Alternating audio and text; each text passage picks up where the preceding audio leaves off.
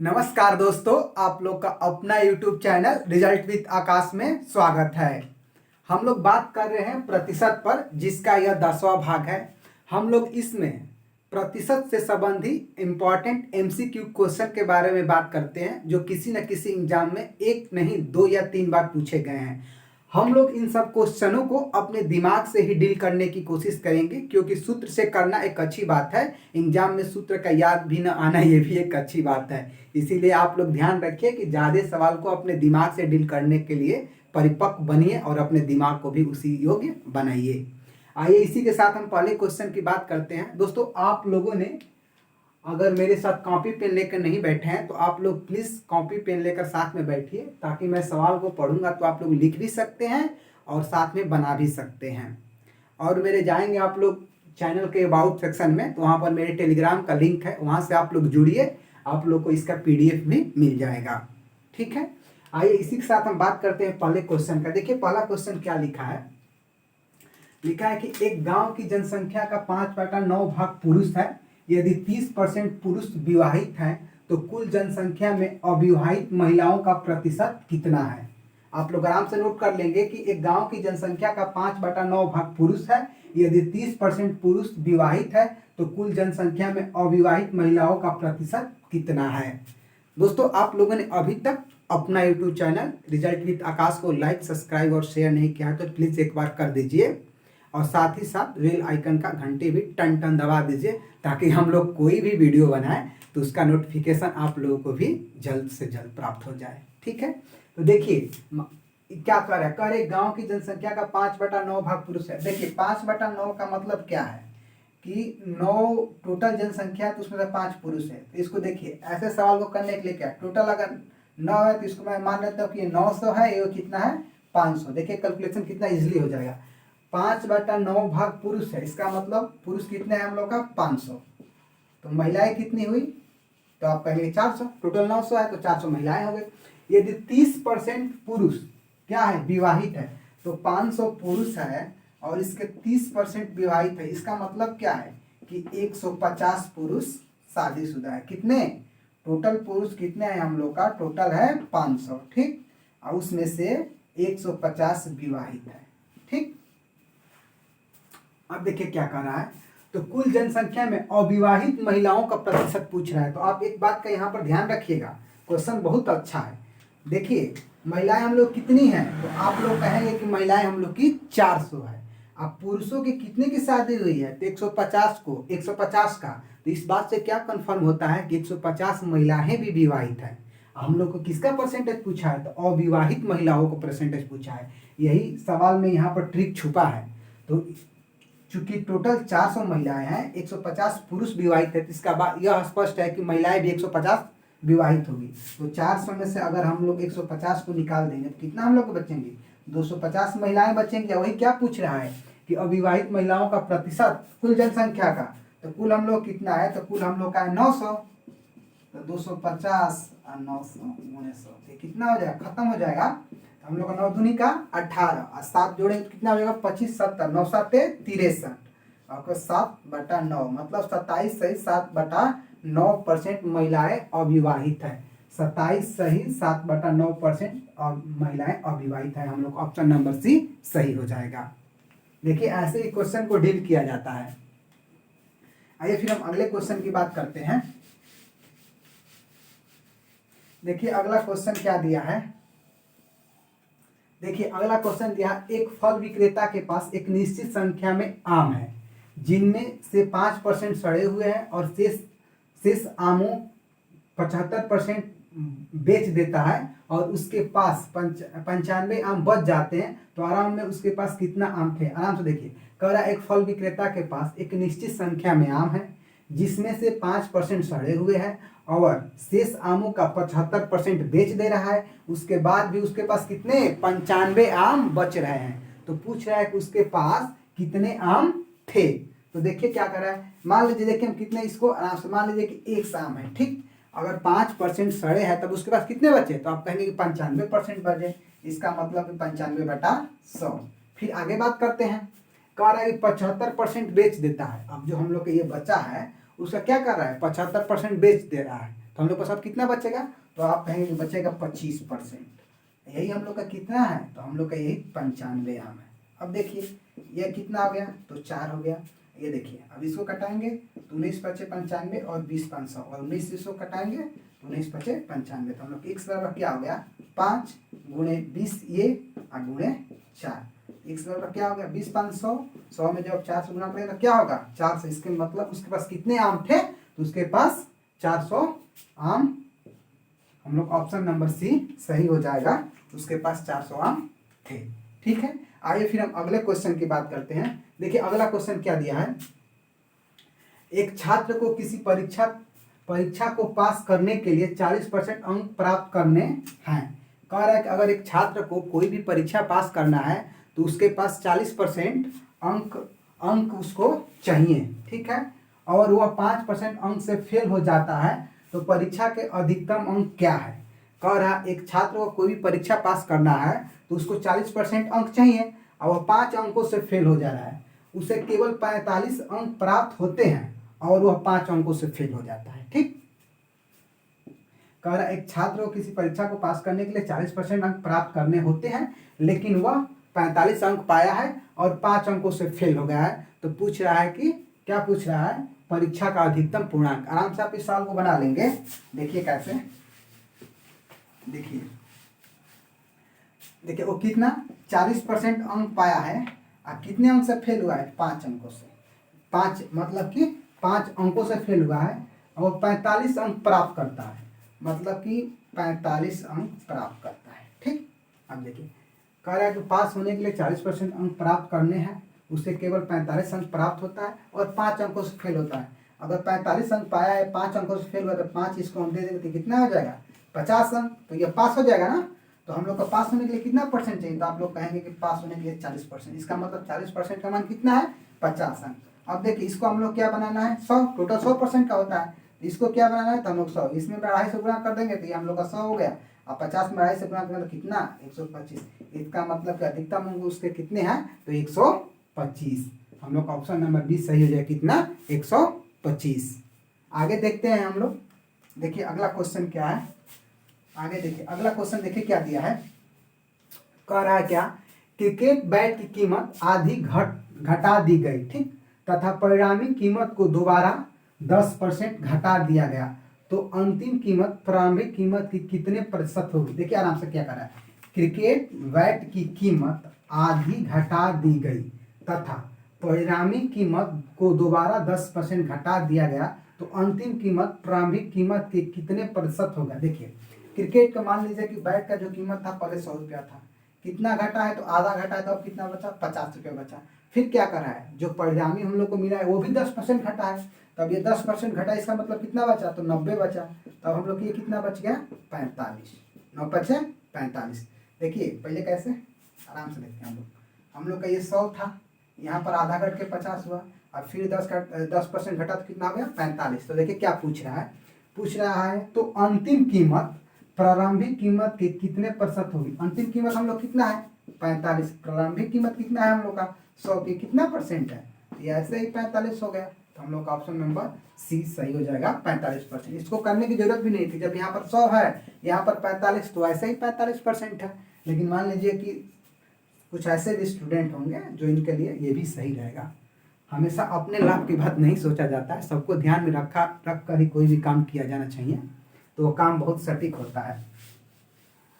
आइए फिर हम आगे बात करते हैं। देखिए अगला क्वेश्चन क्या दिया है, कह रहा है अगला क्वेश्चन, एक दुपहिया का प्रतिवर्ष 20% मूल्य ह्रास हो जाता है, ठीक, यदि उसका वर्तमान मूल्य 90,000 रुपया है तो उसका मूल्य ह्रासित मूल्य 36,864 रुपया कितने वर्ष बाद होगा। देखिए क्या कह रहा है कि एक दुपहिया का मूल्य हर वर्ष 20% घट रहा है, उसका वर्तमान में 90,000 है, तो कितने वर्ष बाद 36,864 रुपया हो जाएगा। क्वेश्चन में यही लिखा है। तो देखिए इसको भी करने को हम लोग आराम से डील कर सकते हैं। हम लोगों ने कई सवाल इस पर, जब मैं यह टॉपिक पढ़ाया था तो बताया था कि इसके लिए कोई जरूरी नहीं है कि जो हम लोग चक्रवृद्धि ब्याज का फॉर्मूला यूज करते हैं उसको यूज करें, ऐसा कोई जरूरी नहीं है। ठीक है, तो देखिए क्या कर रहा है, वर्तमान में हम लोग कितना है, हम लोग को वर्तमान में 90,000 है, ठीक। और फिर क्या कर रहा है 20% कम हुआ है, इसका मतलब कि 20% क्या हुआ 20% मूल्य घटा हुआ है, इसका मतलब अब कितना बचा है तो 80/100। ये कितने बार यह क्रिया हुई है, तो आप यहाँ पर कोई एक टी कांस्टेंट मान लीजिए। अभी कितना बचा है, तो 36,864। अब देखिए इसको हम लोग करते हैं, तो 36,864 बटा 90,000। ठीक, ये हम लोग कितना हो गया, 4/5। ये मान लीजिए हम टी माने कि कितने वर्षों में काम होगा। अब देखिए इसको हम लोग 4 से कटाते हैं, 36 4 से भी कट जाएगा, इसका मतलब ये 8 से 12 से कटाते हैं कई बार। देखिए बढ़ती आई 36। अब देखिए उसके बाद क्या हो गया हम लोग का, ये 36 हो गया, फिर हम लोग क्या हो गया 0, बरसते 84, 12 दूनी का 24, इसको कटाते हैं। बरसते 84, 6 और 0 कितना हो गया 60, 12 5 60, 7500।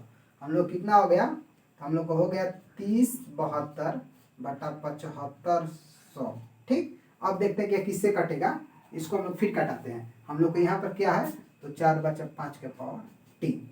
अब देखिए इसको हम कटाते हैं, इसको हम लोग कटाते हैं, पहले 6 से चेक करते हैं, 6 5 30, ये कट जाएगा, इसको कटाते हैं। तो 6 कम 6 1 15 हो जाएगा, 6 दूनी का 12 3 0 30, ये भी कट जाएगा। हम 6 से कटाते हैं, 6 5 30, 6 एकम 6, 6 दूनी का 12, 6 एकम 6, उसके बाद देखिए 15, 6 दूनी का 12 3 0 30, 6 5 30।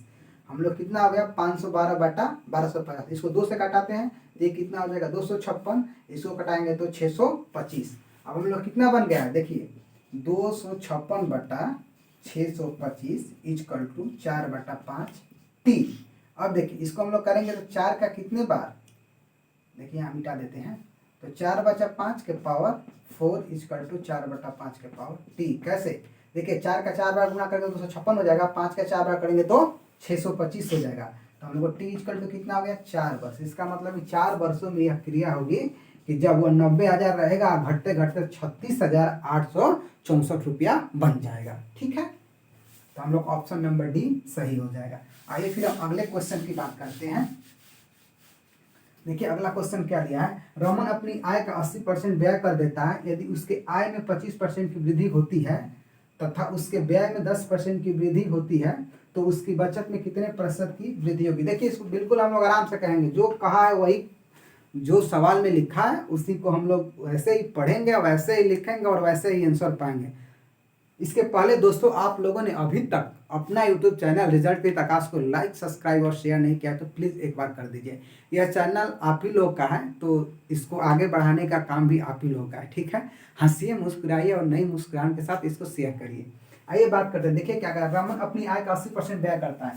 पहले मान लीजिए कि रमन 100 रुपया कमाता है। ठीक, आप बताइए, आप लोग का भी नौकरी लगेगा तो आप लोग क्या करेंगे, कमाएंगे तो क्या करेंगे, या तो कमाएंगे तो खर्च करेंगे या तो बचाएंगे, इसके अलावा वो कोई कुछ नहीं कर सकता। अपनी आय का कोई भी 2 ही काम करेगा, या तो रखेगा या तो ख़त्म करेगा। और यही ज़िंदगी है, या तो उसको उड़ाइए या तो अपने पास रखिए। उड़ाइए का मतलब कि अपने आवश्यकता के अनुसार। हम लोग अभी पढ़ाई लाइन में है तो हम लोग को बहुत वो करना पड़ता है। जैसे जैसे आप भी लोग आगे जाएंगे, जॉब पकड़ेंगे तो फिर फ्री हो जाएंगे। वैसे देखिए वो 100 रुपया कमाता है तो 80% व्यय करता है, तो कितना बचाता है 20 रुपये। देखिए ये उसकी आय हो गई, ये उसका व्यय हो गया, तो ये इसका क्या हो गया, बचत हो गया। ठीक, कोई भी काम, कोई भी आदमी होगा वो अपनी आय का 2 ही चीज़ करेगा, या तो बचाएगा या तो खर्च करेगा। उसके बाद क्या कर रहा है, उसकी आय 25% बढ़ गई। 100 रुपया था, अब कितना हो गया, तो कहेंगे 100 का 25% बढ़ेगा तो 125 रुपया होगा। उसकी व्यय 10%, देखिए व्यय में 10% की वृद्धि हो गई।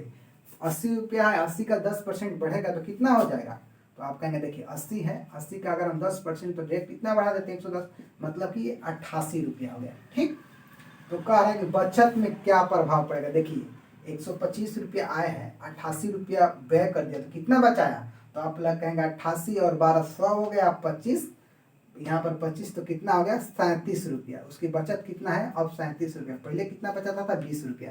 तो कह रहे कितना बढ़ा है, तो आप लोग कहेंगे कि 17 रुपया बढ़ा है। कितना बढ़ा है, तो 17 रुपया बढ़ा है, प्लस 17, तो ये 17 रुपया बढ़ा है किसके सापेक्ष, तो 20 के। तो कितना परसेंट हो गया 100, तो 20 5 100, 17 5 85। उसकी बचत कितने परसेंट की वृद्धि हो गई, 85%। हम लोग का ऑप्शन नंबर डी सही हो जाएगा, 85%।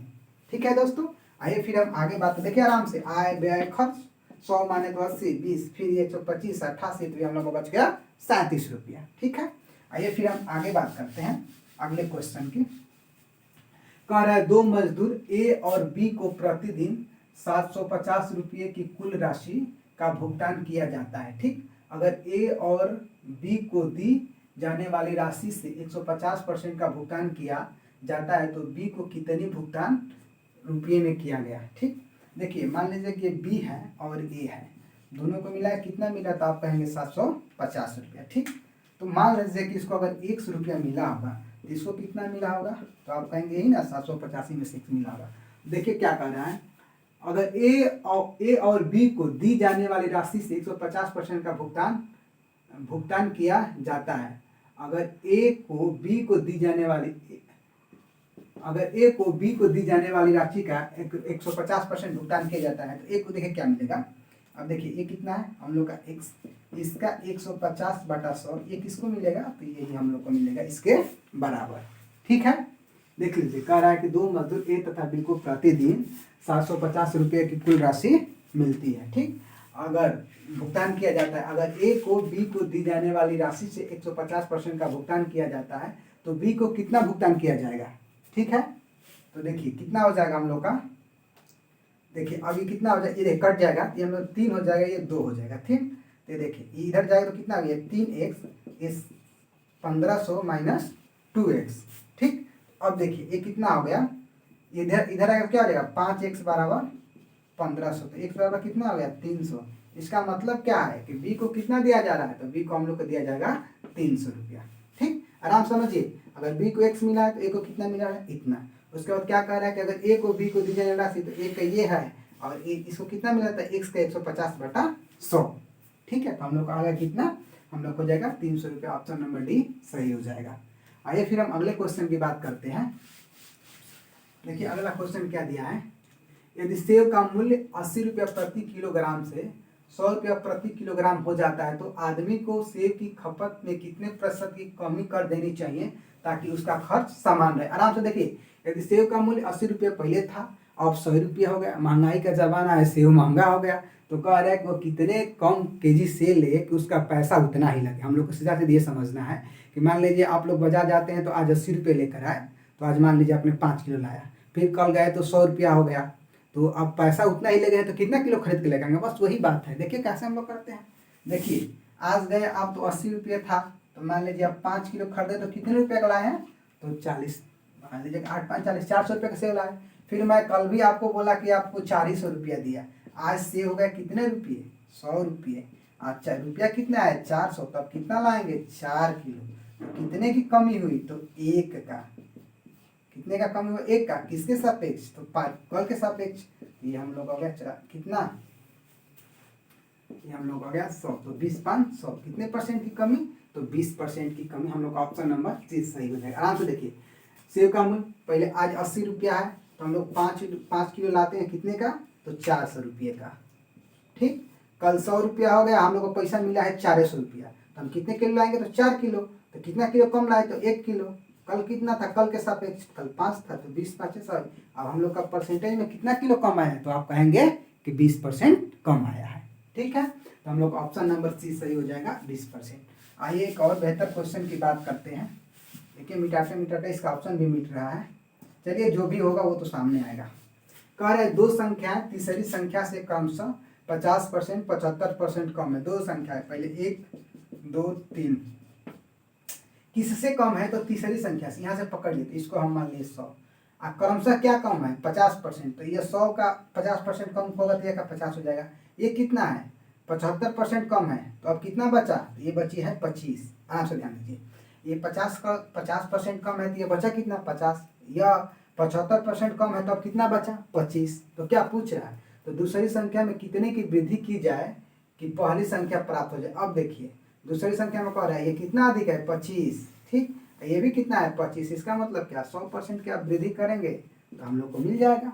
या तो देखिए 25 कर दीजिए इसको, अब 25/25 करेंगे 100, तो हम लोग कितना हो जाएगा 100% हो जाएगा।